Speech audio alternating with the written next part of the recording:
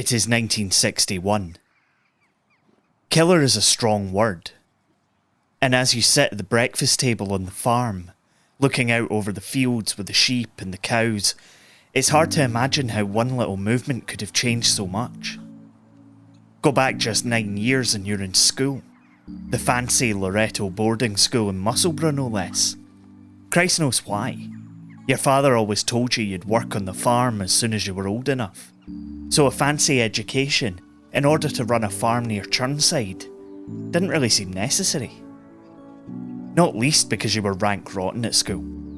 Lessons were boring, the teachers were at best strict and at worst predatory, and all you ever enjoyed was playing cricket out on the lawns. Ironically, being on the farm was your happy place. You were the son of a Borders farmer, and you would become a Borders farmer.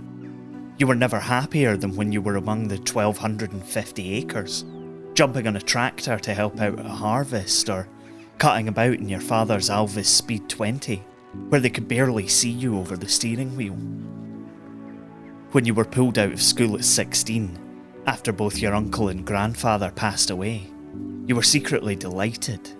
Not to have lost your family, obviously, but to get away from that school and back home?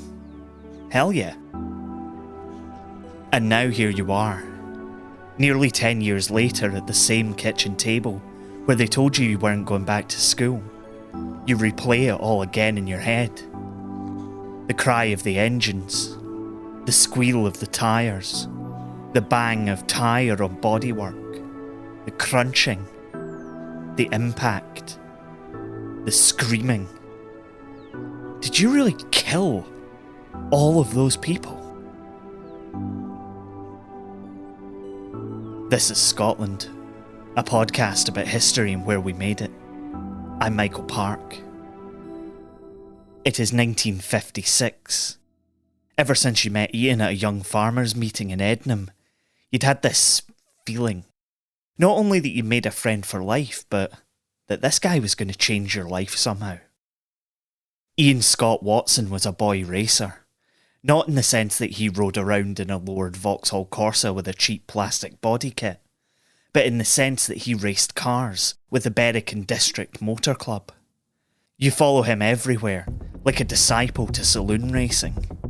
Ian races anything that's put in front of him, and after a while, you start helping him out, working as a mechanic on his cars.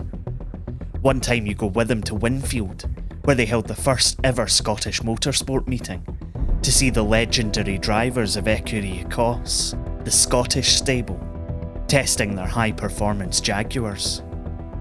But today is 16th of June 1956. There are no Écurie Écosse drivers here, at the Aberdeen and District Motor Club's meeting at Crimond. Écurie Agricole are here in force though, with Ian in the lead car, while you've been moved up from pit crew to sit behind the wheel of a DKW Sonderklasse, which kind of looks like a Volkswagen Beetle that's been pushed through a sieve. It's your first event, but your breathing is slow. Even. Your heartbeat is still. You were made for this. You come last, but your time's in a car that had 500 brake horsepower less than most of its competitors. Impress everybody. And your invite to join the newly reformed Border Reivers racing team. Basically in the post. If you enjoy Scotland and you fancy supporting us, please leave us a 5-star review on Spotify or on any of your favourite podcast apps. It really helps, and if you can leave a review, please do that. And why not follow us on social media? We're on Twitter, Facebook, Instagram, TikTok, and basically anywhere that you find your favourite podcasts. Thanks very much. Let's get back to the show. Nobody can touch the Reivers, named after the famed band of raiders who rustled their way around the borderlands of Scotland and England for 3 centuries. In your first race abroad, at the famous Spa-Francorchamps circuit in Belgium, you mangled the competition in a Lotus Elite, beaten only by a man called Colin Chapman, the owner and founder of Lotus itself. That performance sticks in the mind. Things are really starting to move quickly for you. The Reavers enter the Le Mans 24-hour race in 1959, and you blow people's minds as you're part of a team that came second in class and 10th overall in another Lotus Elite. The owner of the company, Colin Chapman, had already taken you into the formulas of single-seater racing as a stand-in for John Surtees, who had disappeared to do some serious TT racing on the Isle of Man. But something grander lay in store for Jim Clark, the shy farmer from Berwickshire. It all seems like a dream. Suddenly, you're on the Formula One grid for the 1960 Dutch Grand Prix in Zandvoort, in amongst names like Hill, Von Trips, Brabham, the other Hill. You retire 42 laps into the 75-lap race after a transmission failure, but given that only 8 of the 21 starters made it to the end, you'll take it. 2 fifth places in Belgium and France follow, before a last place finish around the 5-kilometre circuit of Silverstone, thanks to a broken suspension, which meant you could only run at a reduced speed anyway. You finished 7 laps behind the winner Jack Brabham, but my word, do you finish. You see, the cars that you and the rest of the field are driving bear very little relation to the Formula One cars that we might recognise today.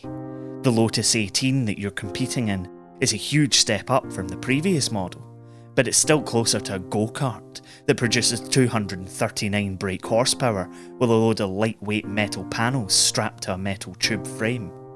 It's like driving a cigar tube at 180 miles an hour, with no power steering. Drivers die at a rate of 3 or 4 per season. It's accepted. The helmet you wear is made of cork. You're sitting centimetres away from the car's fuel tank, and your suit isn't fireproof. But that's not a problem. Since there aren't any seatbelts, most drivers prefer to be thrown out of the car in a crash so that they're not nearby when the inferno starts. All of this, it's a far cry from the farm. It's even a far cry from those days driving bulky touring cars. But you're Jim Clark. You're a natural. Next time out in Portugal, you qualify 8th, but finish on the podium, taking 3rd place, 5 seconds ahead of German nobleman and Ferrari driver Wolfgang von Trips. Those 8 points from 6 races are enough to get you 10th place in a 27-person championship. A flashbulb lifts you out of the dream. Another photographer creeps up to the window to try and get a picture.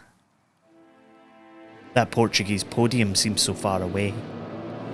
Sat alone at this table, reliving that moment over and over, that famous parabolica, the pressure on the brake pedal, bodywork on bodywork, the screams piercing the roar of the engines, the almighty crunch as that bright red car lands back on top of yours. You stagger from the car. It is September 10th, 1961, the day of the Italian Grand Prix at the Autodromo Nazionale di Monza. Wolfgang von Trips, Ferrari's world champion in waiting, the man who only needed to finish second in the race to secure the title, is lying at the side of the track. In overtaking you, he has moved over, and your wheel has become entangled with his. You don't know it yet, as you struggle to take in the scene around you, but Von Trips's car has launched up the bank and into a group of spectators, with their noses pressed against the safety fencing, trying to get a good look at their Scuderia Ferrari heroes. 15 of them would never get to go home. Von Trips himself was thrown from the car in mid-air. The injuries he sustained when he hit the ground were fatal. You make your way back to the pits, shaken to your very core.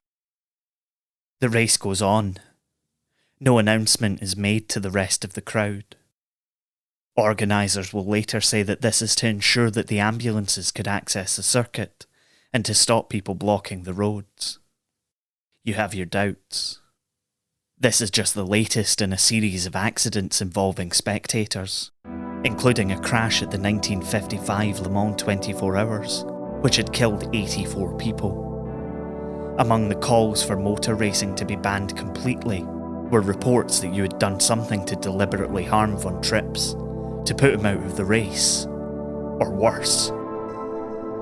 With the deaths of the spectators, there was a clamour for someone to blame, someone to answer for these senseless deaths. And since you were the one left alive, walking away physically unharmed, you're it. Your car is impounded, pending a full police investigation, and you're hounded in the Italian press, who had all but anointed Von Trips as a champion, although his Ferrari teammate Phil Hill went on to win the championship by default. Not that it matters. And now here you are, surrounded by the press in your own home, your sanctuary, where you just come to tend your cattle and your sheep. Suddenly, Formula One isn't just a well-paying hobby, it's life and death.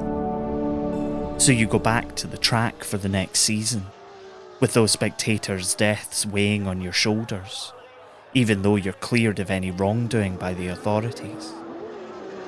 You finish second in the championship in 1962, take your first crown in 63, your second in 1965, and even find time to win the British Touring Car Championship, Formula 2, the Tasman Series, and even the Indianapolis 500, one of the most famous motor races in the world. You win more Grand Prix and take more pole positions than any other driver up until that point. You let your driving do the talking. You're not flash, you're not too much of a playboy, although you do move to Paris to avoid paying British taxes, which is a bit naughty. You're beloved in the paddock and beloved in your home nation, despite the whole not paying taxes thing. The quiet farmer from Berwickshire is a multiple world champion, and 1968 is the year that you're going to prove to everyone just how good you actually are. At the opening Grand Prix of the season, on New Year's Day in South Africa, you take pole position, fastest lap, and beat your teammate Graham Hill home by 25 seconds. Job's a good one. Now you've just got to wait 4 months until the next race in Spain. No problem.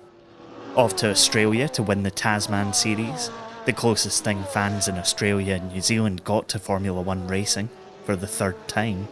Then on to the Formula 2 season to fulfill your sponsorship agreements with your tyre company Firestone. But in that first heat at the Hockenheim Ring, on 7th of April 1968, your story is going to end. The track meanders away into the forest in front of you, but you're taking it on faith that you'll find the track, since the amount of spray being thrown up in the wet conditions makes seeing where you are, let alone where you're going, very difficult indeed. Just a month after your 32nd birthday, running in 8th place, you drive off from the first corner into the forest, hunting down the cars in front of you. You never come out on the other side. A solitary marshal is there to see your last moments, as competitors squint desperately through the spray. The right rear tyre suddenly loses pressure, and as you fight with everything that you have to keep the car on the road at 170 miles per hour, it catches on something, flips 4 times, and smashes, along with you, into the trees.